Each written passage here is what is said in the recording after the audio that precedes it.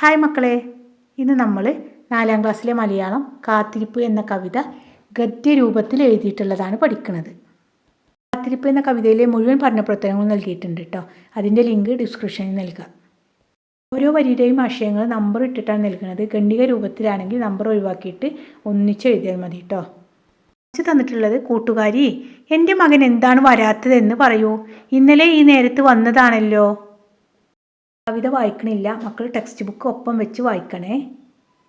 അടുത്തത്, കാലികളെ കാണാൻ കാട്ടിലൂടെ തേടി നടക്കുമ്പോൾ കാലിൽ മുള്ളു തറച്ചിട്ടുണ്ടാവില്ലല്ലോ. കാലിൽ മുള്ളു തറച്ചിട്ടുണ്ടാവില്ലല്ലോ എന്ന് വരികളിൽ എങ്ങനെ നൽകിയിട്ടുള്ളത്? തന്നിൽ മുള്ളു തറച്ചില്ലല്ലി. അടുത്ത വരി, കായ്കൾ പറിക്കാൻ മരത്തിൽ കയറിയപ്പോൾ കാട്ടിൽ വീണിട്ടുണ്ടാവുമോ. കായ്കൾ പറിക്കുവാൻ എന്ന വരികൾ എങ്ങനെയാണ്? കായ് കൊള്ളുവാൻ, പായ്മരമേറിയിട്ട്, മരത്തിൽ കയറിയിട്ട്.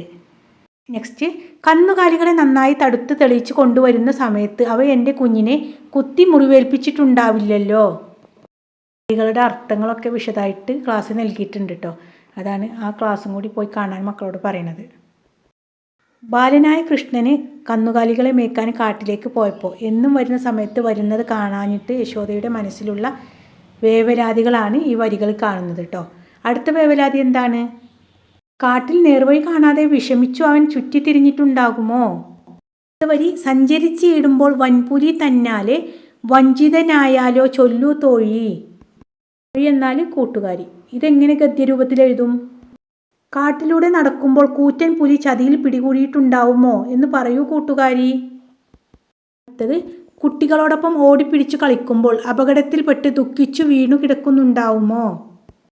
വരികളിൽ എങ്ങനെ തന്നിട്ടുള്ളത്? അല്ലലായി വീണു കിടന്നാനോ താൻ. ചോറെല്ലാം മാറിത്തുടങ്ങി, സമയം പോകും തോറും എൻ്റെ മനസ്സ് വേദനിക്കുന്നു. വരികൾ എങ്ങനെ തന്നിട്ടുള്ളത്? ചോറെല്ലാം മാറി ചമഞ്ഞു തുടങ്ങുന്നു, നീറുന്നതുള്ളവും പിന്നെ പിന്നെ.